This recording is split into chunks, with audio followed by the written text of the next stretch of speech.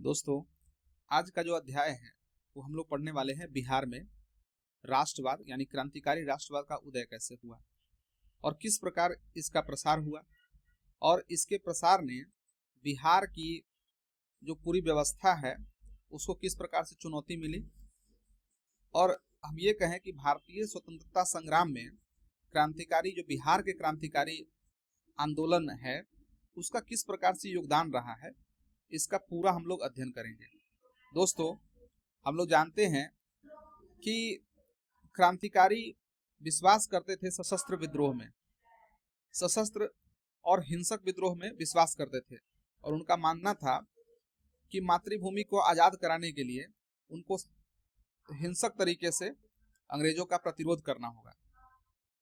और इसी कड़ी में पूरे देश भर में जो इसकी लहर चल रही थी, बिहार में भी इसकी लहर किस प्रकार से पहुंची और बिहार में इसका प्रसार कैसे हुआ, आज हम लोग उसी चीजों के बारे में हम लोग पढ़ने वाले हैं।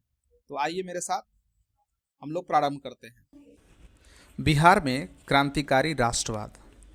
क्रांतिकारी राष्ट्रवाद, जिसे क्रांतिकारी आतंकवाद के नाम से भी जाना जाता है, की परंपरा तो वैसे 1905 ईस्वी के पूर्व से ही देखने को मिल रही थी, किंतु स्वदेशी आंदोलन के आरंभ ने इसमें और भी गति प्रदान कर दी और गर्मपंथी राजनीति में आई शिथिलता ने भी इसे तीव्रता प्रदान की।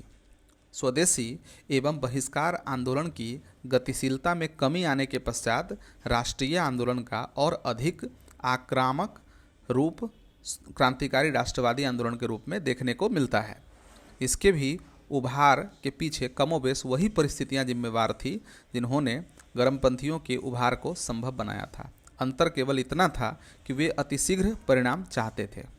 इन क्रांतिकारी राष्ट्रवादियों का कार्यक्रम था धन संग्रहण के लिए स्वदेशी डाका डालना, पत्र पत्रिकाओं के माध्यम से लोगों में क्रांतिकारी चेतना पैदा करना, अलोकप्रिय ब्रिटिश अधिकारियों की हत्या करना इत्यादि।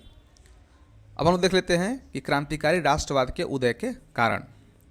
तो तात्कालीन राजनीतिक परिदृश्य से मोहभंग का ही परिणाम क्रांतिकारी राष्ट्रवाद का था। चाहे वे उदारवादी हो या फिर गर्मपंथी, सभी में मोहभंग की स्थिति उत्पन्न हो चुकी थी। नरमपंथी राजनीति अव्यावहारिक हो चुकी थी और गर्मपंथी राजनीति भी असफल ही सिद्ध हो रही थी। नरमपंथी की राजनीति उन्हें भीख मांगने की राजनीति लग रही थी, अतः बम और पिस्तौल की राजनीति के प्रति उनका विश्वास बढ़ने लगा। सरकारी अधिकारियों की दमनात्मक कार्रवाई ने बंगाल के युवकों को विद्रोही बनाया। अब वे इस दर्शन पर विश्वास करने लगे कि बल को बल से ही रोका जा सकता है।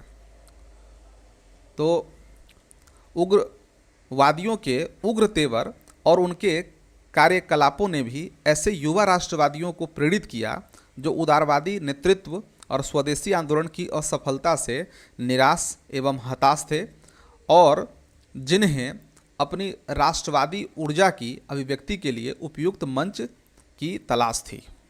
1904-05 के रूसी जापान युद्ध, जिसमें जापान की विजय हुई, ने यूरोपीय सर्वोच्चता के मिथक को तोड़ दिया।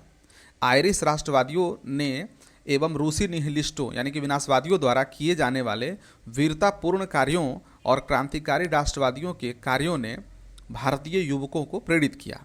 युगांतर, संध्या, काल जैसे समाचार पत्रों तथा आनंद मठ जैसे साहित्यों ने तीव्र राष्ट्रवादी भावनाएं उत्पन्न की और व्यक्तिगत वीरता को प्रोत्साहित किया।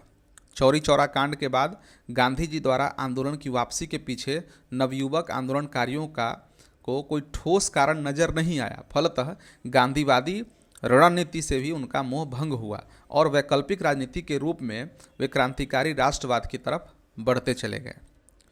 स्वराज्यों के संसदीय संघर्ष भी इन युवक को आकृष्ट नहीं कर पाए।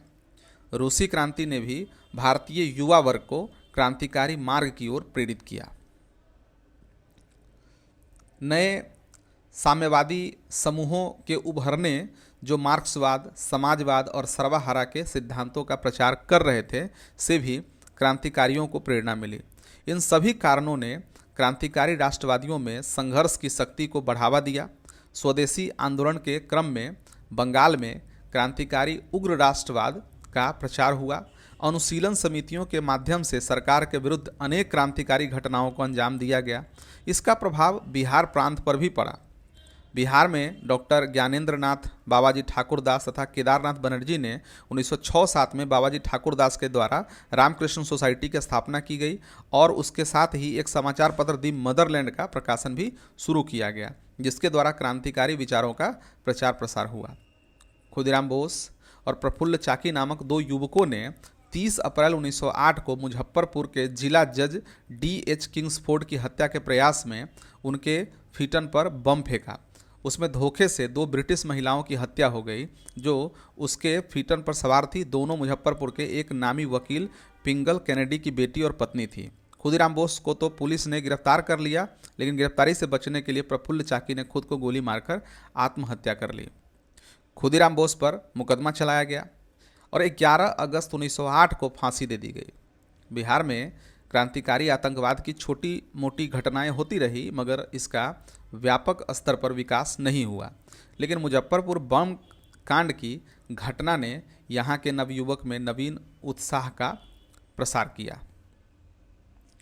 चुनचुन पांडे, रेवती नाग, छोटन सिंह, बटेश्वर पांडे, नलिनी बागची एवं अन्य नवयुवकों ने इस क्रम में सक्रिय भूमिका निभाई। 1913 में पटना में सचिंद्रनाथ सान्याल द्वारा अनुशीलन समिति की एक शाखा की स्थापना की गई।